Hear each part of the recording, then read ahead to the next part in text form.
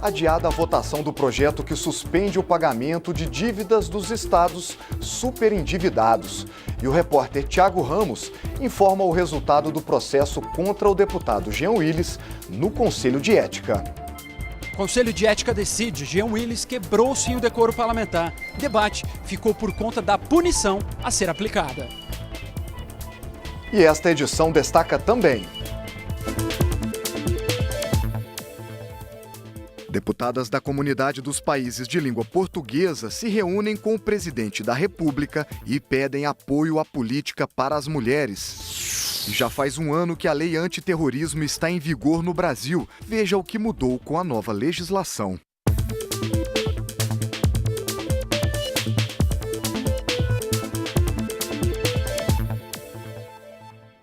Boa noite. Em Brasília, 23 horas e 51 minutos. O Jornal da Câmara começa agora.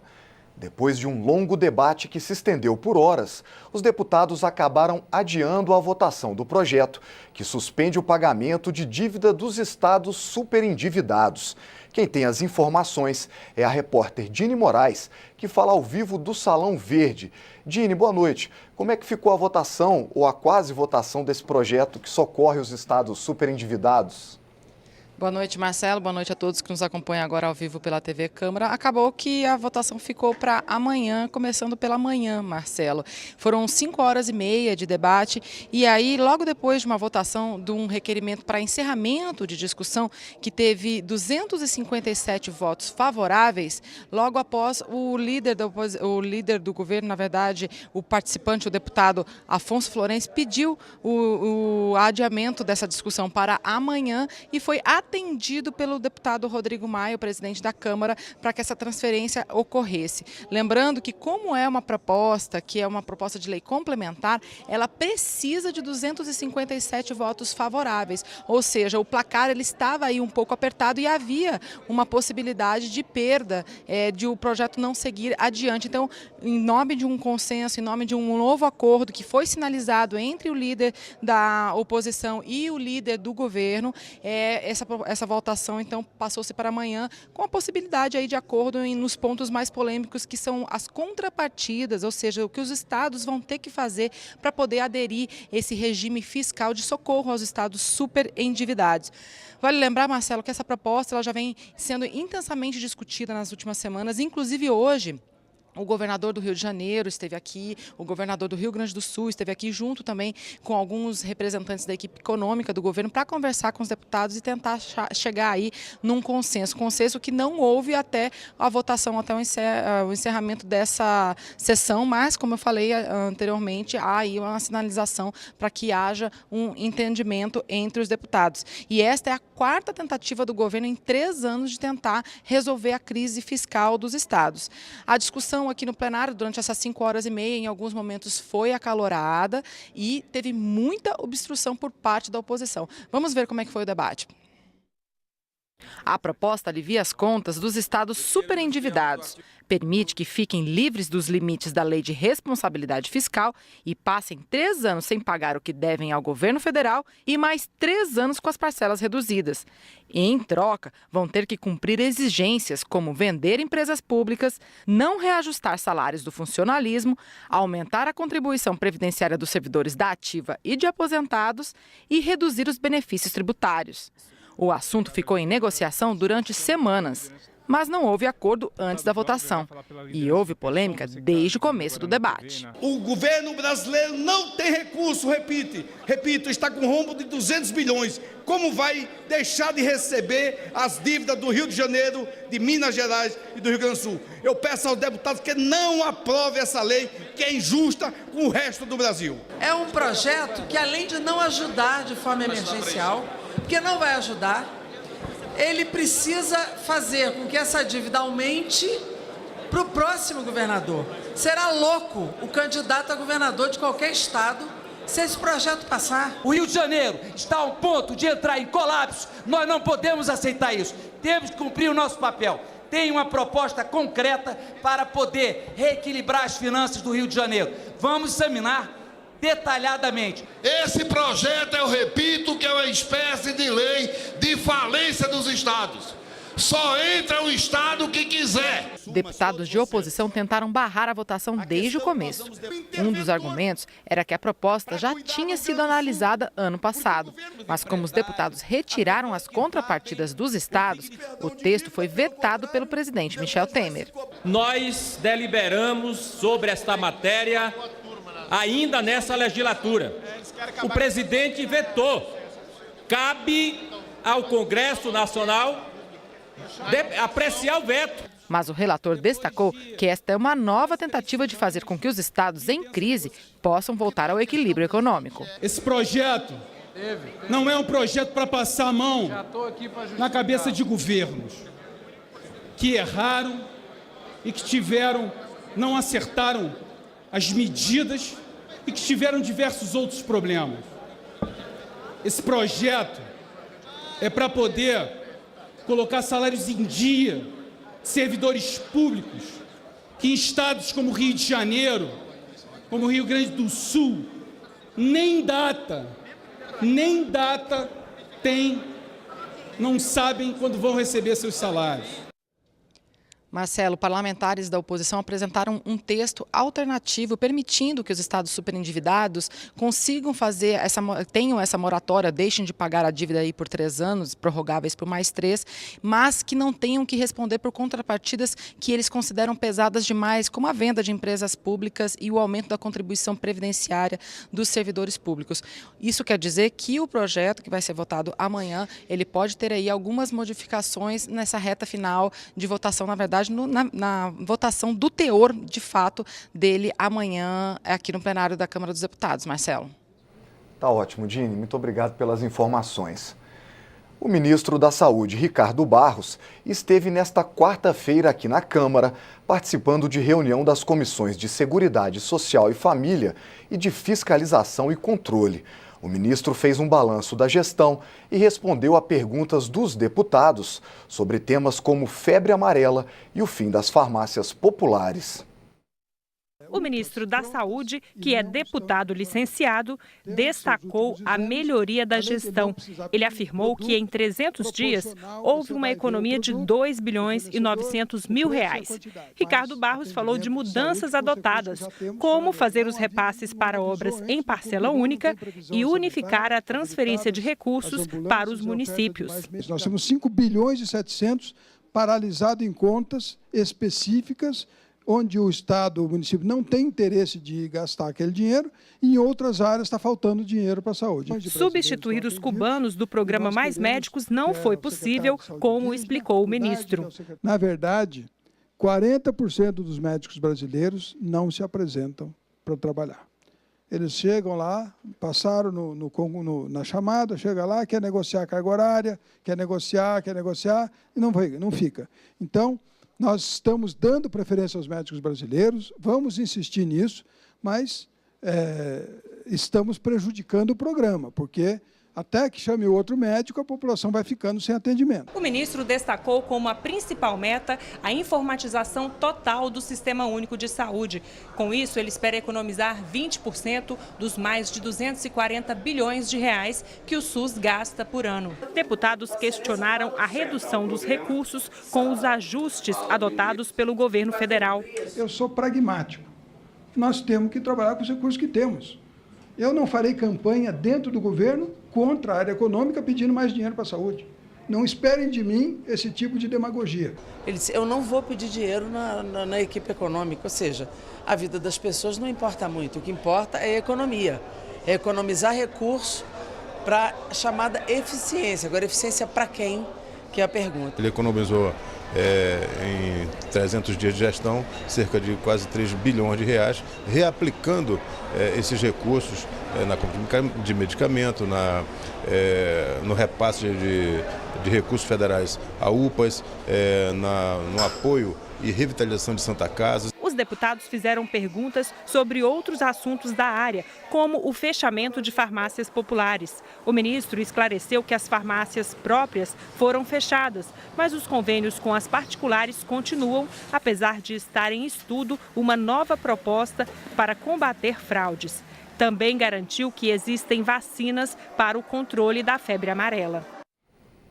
O Conselho de Ética decidiu hoje que o deputado Jean Willis quebrou o decoro parlamentar ao cuspir em um colega no plenário. A grande divergência foi em torno da punição e venceu a tese de censura por escrito.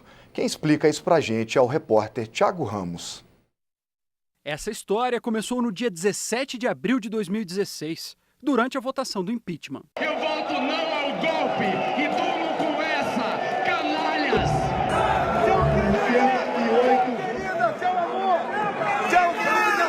Foram feitas 6 representações à Corregedoria da Câmara. A mesa aceitou os pedidos em setembro de 2016. Em outubro, o Conselho de Ética abriu o processo. Acusação e defesa foram ouvidas. Em dezembro, o deputado Ricardo Izar apresentou sua conclusão.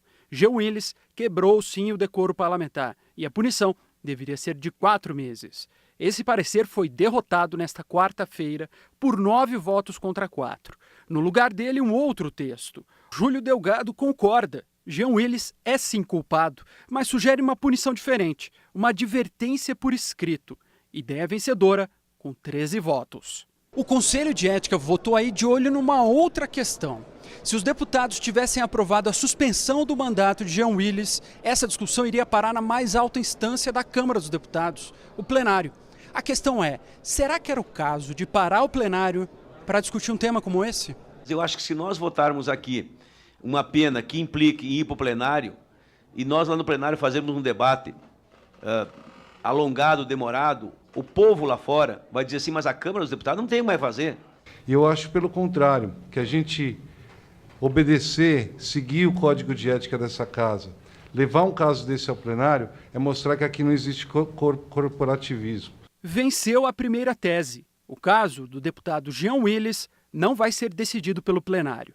Para o deputado Júlio Delgado, a censura é sim uma punição válida. Atentado moral, físico, dentro das repartições da Câmara, não são cabimentos com atitude de alguém responsável, muito menos dentro do plenário da Casa. A censura escrita é uma punição e o deputado Jean Willis vai ser, quando estiver em plenário, ser lida essa censura que o Conselho de Ética acometeu contra ele. Agora, falta ouvir aí a reação das duas partes desse conflito. Eu espero só é que cenas como essa não se repitam dentro aqui dessa casa, porque o alto poder legislativo não pode conviver com cenas lamentáveis como essa. Eu não vou recorrer não, eu acato a advertência, para mim não tem problema nenhum. Essa advertência eu guardo inclusive como um troféu.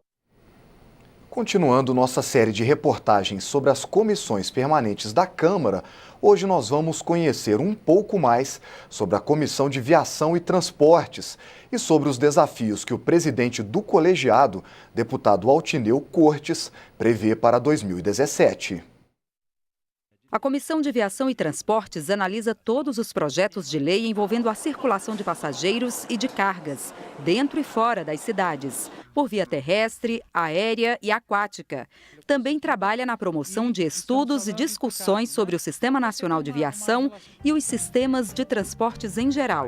Em 2016, a comissão foi presidida pelo deputado Washington Reis, do PMDB do Rio de Janeiro, e aprovou, entre outras propostas, o fim do pedágio para motociclistas em rodovias federais e a regulamentação de um preço mínimo para o serviço de frete no Brasil. Também promoveu o 16º Seminário Brasileiro do Transporte Rodoviário de Cargas. E a gente quer destravar o Brasil, ajudar o ministro Maurício Quintela, que tem feito um grande trabalho como ministro dos Transportes, ao presidente Temer, que vem implantando as medidas necessárias para o Brasil, dar espaço e aprender com os deputados que fazem parte da comissão. É isso que a gente quer. Vamos fazer andar a Comissão de Transporte. Eu espero que esse ano seja o ano de maior produtividade dessa comissão. É para isso que eu vou me dedicar. A Comissão Especial da Reforma Trabalhista realizou nesta quarta-feira a penúltima audiência pública para discutir a proposta de mudança na legislação apresentada pelo governo. Entre os convidados estavam o presidente nacional do PDT, Carlos Lupe, representantes da Justiça Trabalhista e da OAB.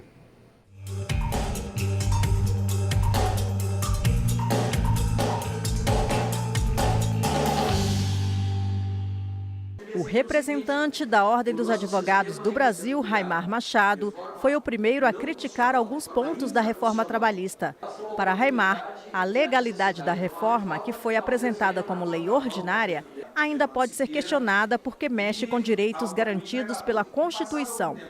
A prevalência do negociado sobre o legislado é um dos pontos que mais preocupa o advogado trabalhista e professor da Fundação Getúlio Vargas. De fato, a negociação coletiva ela pode ser uma forma mais razoável, mais racional, mais adequada até de construção das regras e de individualização das regras de direito do trabalho.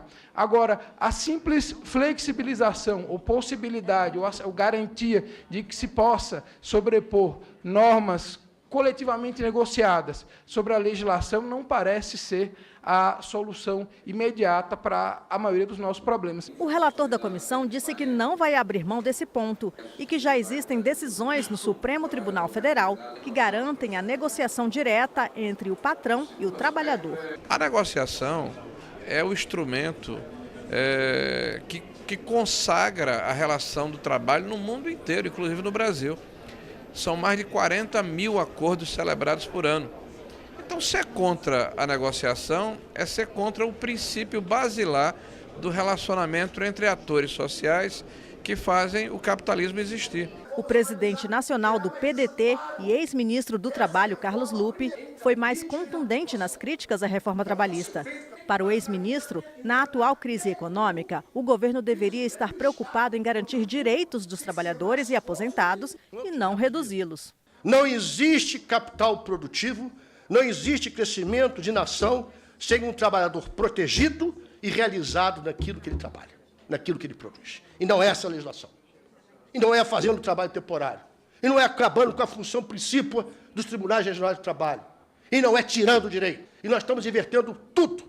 Nós tiramos os mais fracos e protegemos os mais ricos. A ex-secretária de Políticas do Trabalho e Autonomia Econômica das Mulheres do Ministério da Justiça, Tatal Godinho, acredita que a flexibilização dos direitos do trabalho irá prejudicar especialmente as mulheres, porque são elas as que mais trabalham em jornadas de tempo parcial. O aumento do trabalho em tempo parcial e o aumento dos contratos temporários, que é um dos núcleos, são dois núcleos importantes dessa proposta, reduziram as condições de vida dos trabalhadores em outros países. Tudo que está sendo proposto, na verdade, através do acordo coletivo prevalecendo sobre o legislado, é algo que tem que ser benéfico ao trabalhador, que seja da vontade do trabalhador.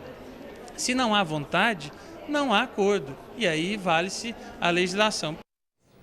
Entre os focos da Comissão de Agricultura para este ano está a análise de projetos que possibilitem o aumento da exportação agrícola brasileira.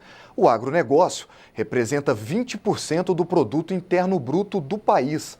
À frente da comissão foi eleito o deputado Sérgio Souza, do PMDB do Paraná. A Comissão de Agricultura, Pecuária, Abastecimento e Desenvolvimento Rural tem essa denominação desde 2004. Antes, apenas Comissão de Agricultura. É atribuição desse colegiado tratar das políticas agrícolas e de assuntos relacionados à agricultura e à pesca profissional. Também tem envolvimento em questões fundiárias, como reforma agrária, justiça agrária e direito agrário. Em 2016, a comissão foi presidida pelo deputado Lázaro Botelho, do PP de Tocantins. No ano passado, membros da comissão aprovaram, entre outros projetos, a isenção de IPI para a compra de máquinas por produtores familiares e também a política nacional para rebanhos de caprinos e ovinos. Nós vamos debater os temas que envolvem o Brasil, porque o agro ele gera emprego, ele gera renda, ele gera divisas ao Brasil. O primeiro tema que nós vamos colocar na pauta é essa questão da Operação Carne Fraca, convidando o ministro da Agricultura para que esteja na Comissão de Agricultura da Câmara dos Deputados, nosso ministro Blairo Maggi, convidando também os setores, como ali os seus representantes, o Turra, o Camardelli, para que venham dar uma satisfação à Câmara dos Deputados, que é a casa do povo brasileiro. Parlamentares da Comunidade dos Países de Língua Portuguesa, a CPLP, se reuniram nesta quarta-feira com o presidente da República, Michel Temer, e pediram apoio a políticas para as mulheres. Em seguida, as deputadas participaram de uma conferência na Câmara para debater melhorias na saúde da mulher. Deputadas da Comunidade dos Países de Língua Portuguesa se reuniram com o presidente Michel Temer no Palácio do Planalto, em Brasília, para solicitar apoio à reivindicação de que os países membros destinem recursos para políticas em favor das mulheres. para que o trabalho das mulheres tenha mais eficácia, eficiência e sucesso, é preciso que tenhamos recursos. Se o senhor pudesse tocar nesse assunto, na pauta da CPLP, que os executivos pudessem, de uma forma generosa, contribuir com recursos no seu orçamento anual para ajudar as políticas para as mulheres. Nós que atribuímos grande significado à CPLP, estamos determinados a fortalecê-la. Aliás, já vou colher essa proposta da Rosângela de colocar essa temática na primeira reunião da Comissão dos Países de Língua Portuguesa. O presidente também ressaltou a importância da cooperação entre os países e aproveitou o encontro para assinar um acordo que vai facilitar a concessão de vistos para estudantes que integram a comunidade dos países de língua portuguesa. Nós estamos, na verdade, facilitando a circulação dos estudantes dentro da CPLP. E vejam que é uma medida que favorecerá o desenvolvimento econômico, educacional, técnico e social de outros países. Após o encontro, as parlamentares seguiram para a conferência da Rede de Mulheres dos Países de Língua Portuguesa, que acontece na Câmara desde segunda-feira. No último dia do evento, as deputadas trocaram experiências na área da saúde da mulher. Em Portugal, por exemplo, o aborto foi legalizado há quase 10 anos, acompanhado de campanhas de prevenção à gravidez.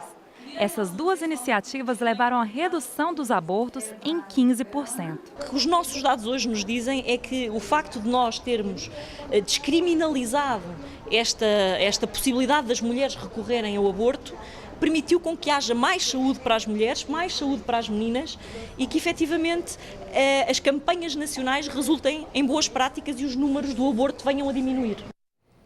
Na conferência, as deputadas debateram temas voltados ao empoderamento feminino. A perspectiva é de que as medidas de sucesso compartilhadas no evento sejam efetivadas nos países membros da CPLP.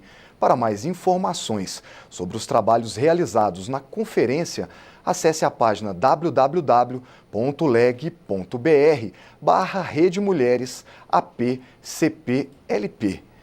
O presidente da República, Michel Temer, sancionou a lei que institui a Semana da Não Violência contra a Mulher. O projeto teve origem na Câmara e determina que a última semana de novembro seja marcada em todo o país pelo debate em torno da violência contra as mulheres.